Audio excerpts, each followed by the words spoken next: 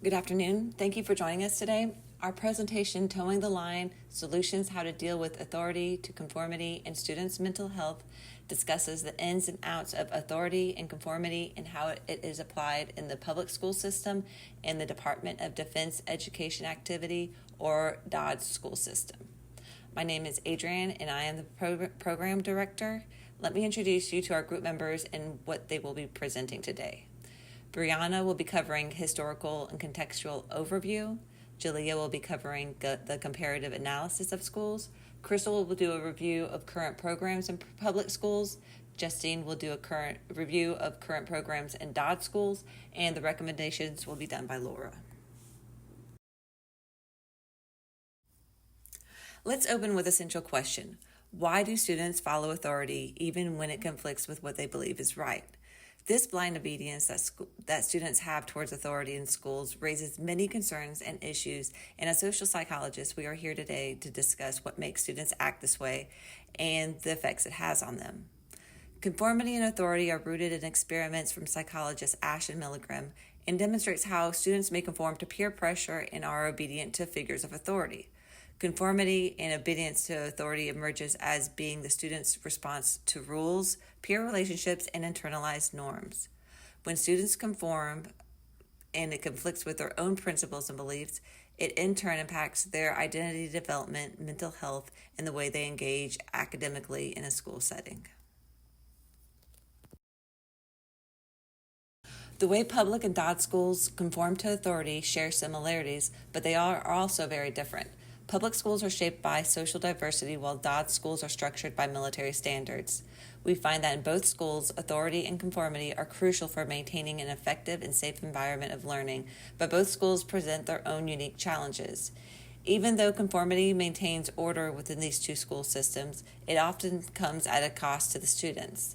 Students try to balance order with their identity while dealing with the negative effects such as increased peer pressure, emotional suppression, and emotional regulation that can lead them to blindly following the rules. This type of overconformity can lead to a number of mental health issues. Currently, both schools are trying to address these issues using various programs that promote behavioral development and emotional regulation. Programs such as For Ours curriculum, the Teen Outreach Program, and DoDEA's ACT and Student Support Team models are being currently utilized by the schools, with our firm recommending the addition of life skills training, Second Step, restorative justice for public schools, and MLC expansion, adoption of responsive classroom-style engagement, and self-focused counseling for the DoDEA school system. These recommended interventions aim to support emotional growth, foster critical thinking, and create a balanced conformity with identity development in students.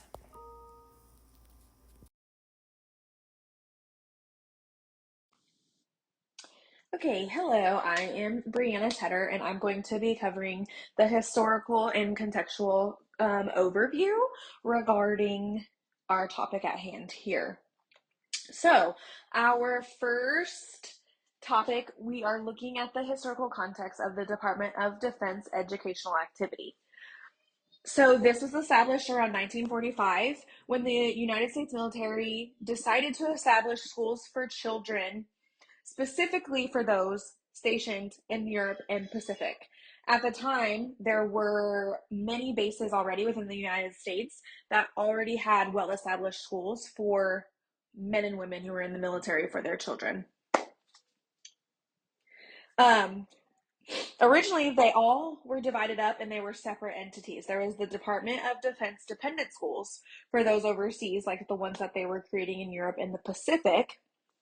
And then there were the Department of Defense domestic and dependent elementary and secondary schools.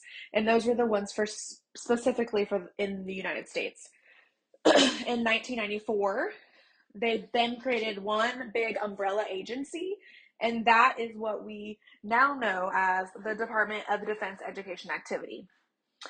The Department of Defense Education Activity is responsible for planning, directing, coordinating, and managing pre-kindergarten all the way through 12th grade for all of those educational programs. Currently, they operate 161 accredited schools in 9 districts with 11 foreign countries, 7 states, including Guam and Puerto Rico.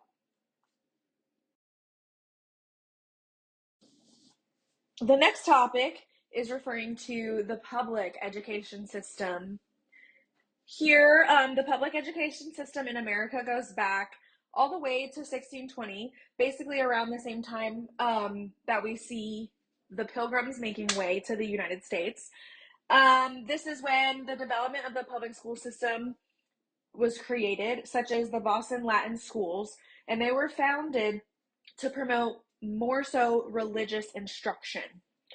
In the 19th century, there was growth regarding these specialized schools, and compulsory education laws were formed in the foundation of the National Teacher Association. Horace Mann was the one that started advocating for the creation of these schools, and he pressed that they would universally be available to all children, free of charge, and then funded by the state. Those then became known as common schools. In these common schools, they would stick to the 3 basic R's, is what they called them when they were teaching, and those things were reading, writing, and arithmetic. Then eventually they moved on to add in things such as history, geography, and even grammar. They also incorporated instruction on civic virtues because basically they were really just creating education just to be able to get people prepared to go out into the workforce, not necessarily for intellect at this time. Within the 20th century, compulsory education, which was then known as mandatory schooling that we know today, began expanding, and federal involvement became a part of it. And things were created such as the National Defense Education Act, Brown versus the Board of Education, and the No Child Left Behind Act.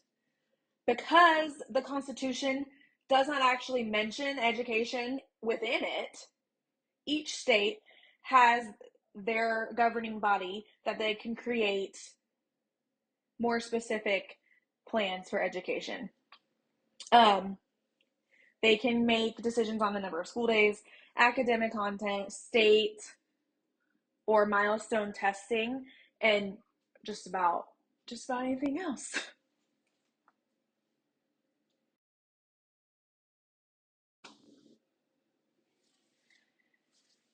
Now, to connect this to social psychology, we're looking at one of these theories that is the obedience to authority. So basically, these 2 psychological theories apply within our concept here, and that's the obedience to authority and the normative social influence. According to our text, obedience is defined as a change in one's behavior due to direct influence of an authority figure. Obedience to authority can be clearly seen in all types of educational institutions, and it applies to both the Department of Defense Education and public schools. Students should be obeying all of the administration, faculty, and other staff within these school realms, and that could include simply following classroom instructions, dress code policies, anything within their code of conduct, and then responding to any disciplinary actions that could be given.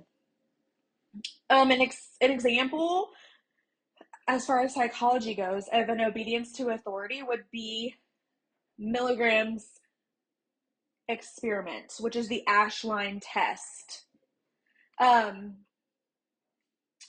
These basically are here to describe how there was social influence. So this tested conformity.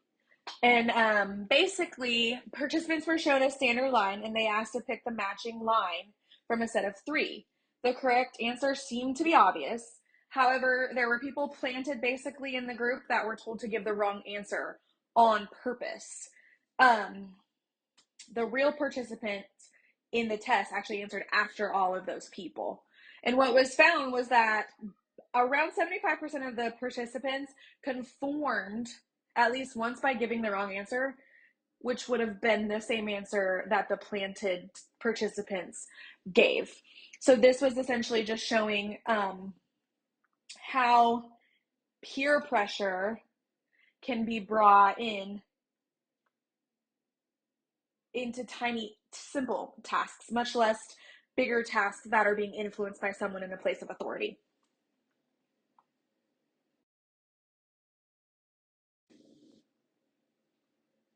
We then move on to the normative social influence, which this is even better linked to the Ashline test, and it's going along with what other people do to be liked or accepted by them.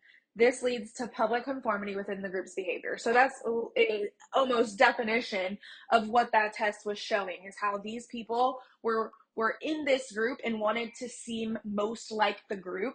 Therefore, they chose the answers that the group led with, even though the clear answer was there. They thought they had to be incorrect because of how the group was swaying their answer. Um, this can be seen within the school setting with simple everyday tasks that are performed, learning to raise your hand, sitting quietly to avoid reprimand, or disapproval, or even disapproval from the teacher, or even peer disappointment. This type of conformity would be rather consistent between the two different types of school settings, although the background and history of the school governing bodies could be different, and therefore how they do those reprimanding or the levels of disappointment could change a little differently. Hello, my name is Jaliyah Vassar, and I will be doing comparative analyses of schools. Conformity and authority in public and DoDEA schools. Both conformity and authority foster a learning environment that encourages individual express and discipline in schools. Both institutions influence quality education and resources to meet students' need to success. Even though teachers are limited to influence school policies, they are encouraged to support school and student performances. Now we'll be discussing some similarities. Social influence. Students from both public and DoDEA schools go through similar social pressure and influence. Teacher and parent expectation. Students with solid parental involvement at home will encourage to respect authority.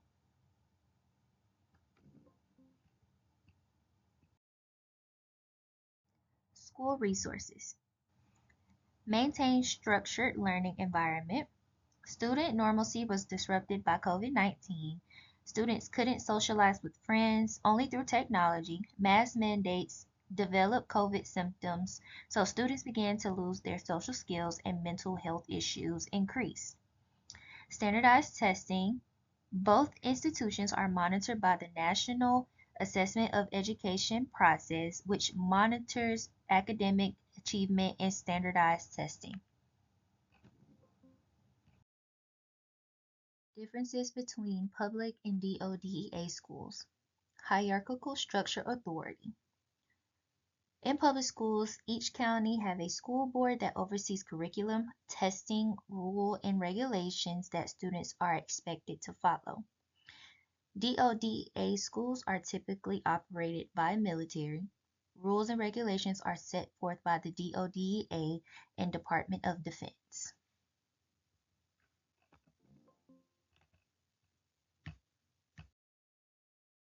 Continuing on with more differences between public and DoDEA schools. Social pressures. Public schools are more focused on acceptance and popularity from peers. Demographics. Public school demographics is a larger audience than DoDEA schools. DoDEA schools are smaller in community, which promotes military values, discipline, and duties. Now moving on to similarities. Between both schools, they similarly have coercive authority. Both schools deals with student disruption, challenging behavior from students. Each school have a form of punishment for consequences. This can be a form of suspension or detention. Differences and similarities in authority in public and DoDEA schools. Some differences are DoDEA schools conform to obey the military way of discipline. Public schools value social media, community, and peers' thoughts, making it harder for teachers to change school culture. Military lifestyle. It is hard for DoDEA students to adapt due to parents' deployment. Single-parent households in military have a greater chance of behavioral problems because the cycle of changes creates stressors, but DoDEA students become more resilient. Public schools, students are more open to express their feelings and any thoughts that they may have. DoDEA students' inability to express emotions become high military standards.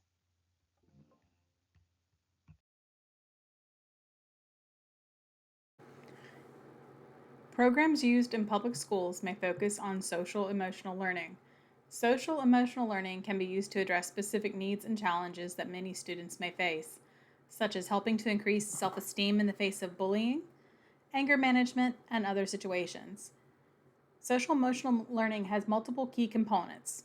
They are self-awareness, which allows a student to understand their own emotions, thoughts, and behaviors. Self-management as a way to regulate emotions, thoughts, and those behaviors in order to achieve goals and navigate challenges.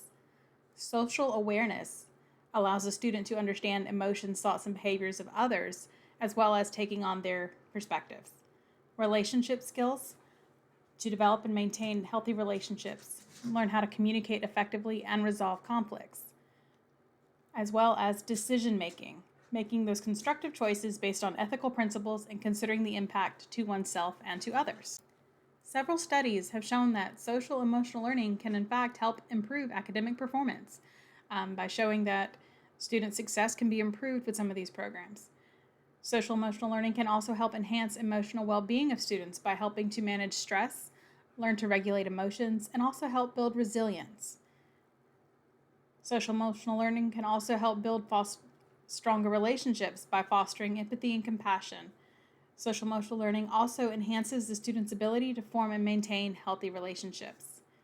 It also can help with workplace readiness. These skills that are taught in social emotional learning are crucial for success in the workplace. Skills such as teamwork, communication, and problem solving. Program examples include the 4 R's. The 4 R's program stands for reading, writing, respect, and resolution. This program is primarily used with kindergartners through 5th graders. The goal of the 4 R's program is to aid students in developing skills in areas such as conflict resolution, empathy, countering bias, and community building.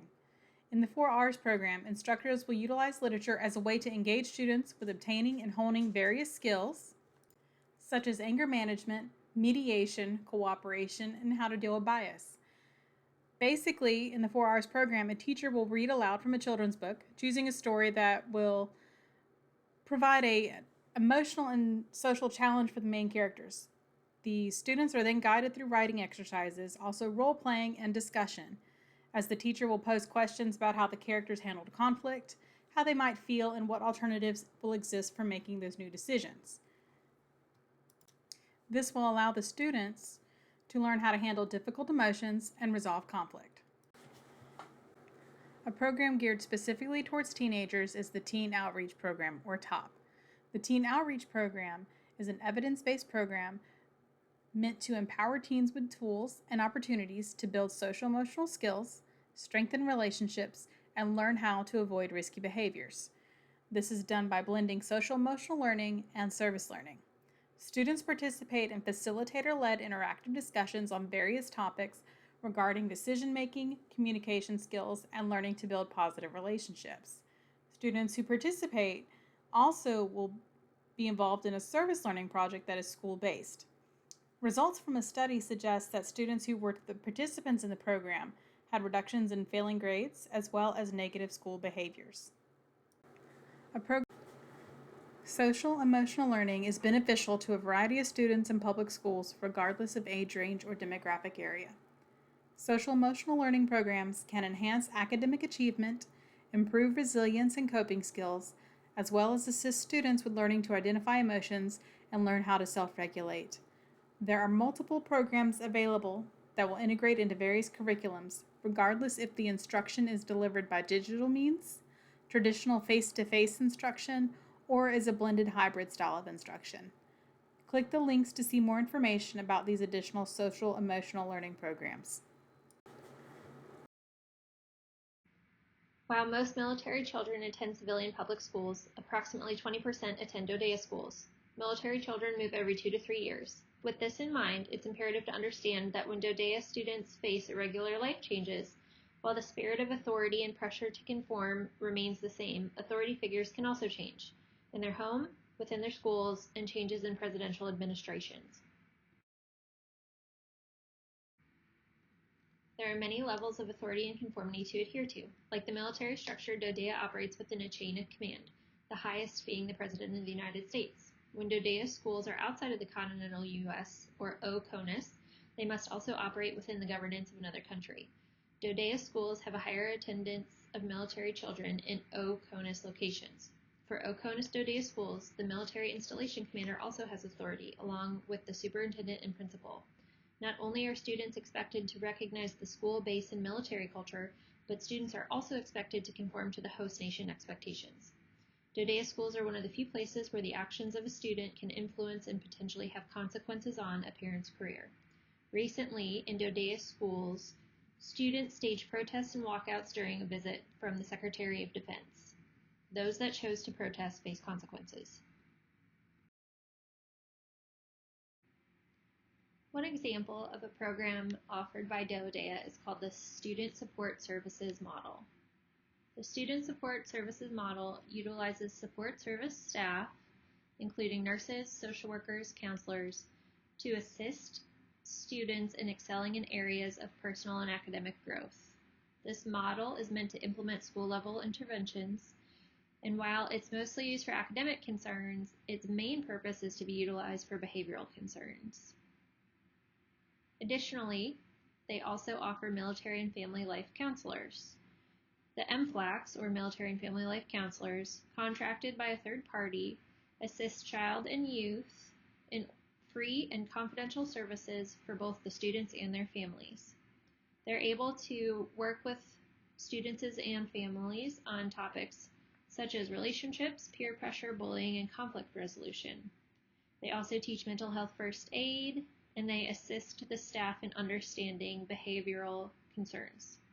Conduct problems in DoDEA schools may be defined differently than conduct problems in civilian schools due to the multiple levels of authority and conformity that a student interfaces with.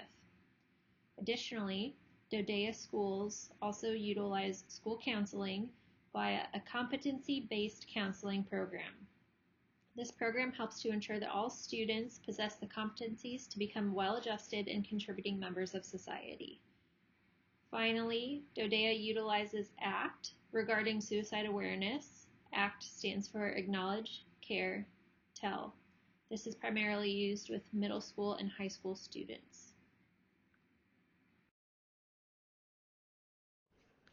Hello, my name is Laura Banks, and I will be providing recommendations for DoDEA schools as well as public schools. DoDEA schools benefit from support systems like military and family life counselors and student support teams. These systems have helped to provide a strong foundation, but they could be further developed to address students' social and emotional needs. Programs should be sensitive to children who deal with problems and avoid enforcing inflexible authority styles that prohibit expression. Incorporating responsive classroom techniques like collaborative rule setting and morning meetings will allow students to have more autonomy and decrease stress related to conformity. Some proposed actions would be to expand MFLC programs to include peer mentorship, introduce responsive classroom practices across all grades, and align counseling services with KSEL's SEL strategies. And those strategies include self-awareness, self-management, social awareness, relationship skills, and responsible decision-making. Public schools differ from DoDEA schools because they serve highly diverse populations and may not understand different stressors that are specific to students of military families. Students in public schools are more likely to challenge authority figures, but may face worse consequences for doing so. Some important programs for encouraging healthy responses to authority and conformity and reducing harmful behaviors are life skills training and Second Step. Proposed actions for public schools would be to implement Second Step, which is a classroom-based prevention program designed to prevent adolescent violence, alcohol, and drug use. Also implementing life skills training programs, which are programs that equip children with tools such as emotional regulation and conflict resolution, which will enable them to thrive in and out of the classroom. And lastly, replacing disciplinary systems with PBIS, which is Positive Behavioral Intervention and Support, and that is an approach that reduces suspensions and supports a more inclusive school climate. By implementing these recommendations, both DoDDS and public schools can better meet the needs of military-connected students and foster long-term academic and emotional success. Each type of school would benefit from all of these recommendations because they are adaptable and support best practices. These recommendations would allow for healthier school climates and build stronger relationships between teachers and students. Rather than reactive punishment, these strategies are preventative and proactive. Interventions that are grounded in social psychology enhance educational outcomes and equip students with lifelong skills to navigate peer relationships, authority, and personal growth. So this brings us back to the main forces that shapes a student's life: authority and conformity. Each system faces their own unique set of challenges, DoD schools being rigid versus public schools being socially competitive. How do these differences shape the students' experiences? By applying theories such as obedience to authority and a normative social influence, it explains why students follow the rules and conform to peer relations. This in turn shapes their behaviors and social dynamics in both school settings. These theories also explain not just why students act, but also whether they internalize these behaviors so they feel accepted or compliant.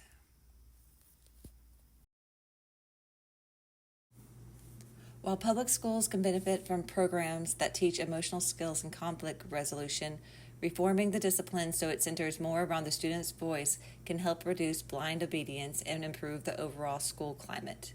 In DoD schools, students face frequent transitions leading to stress, so by expanding programs like MFLC and implementing classroom strategies that create a balance between students' independence and rule structures, this can help reduce unhealthy conformity.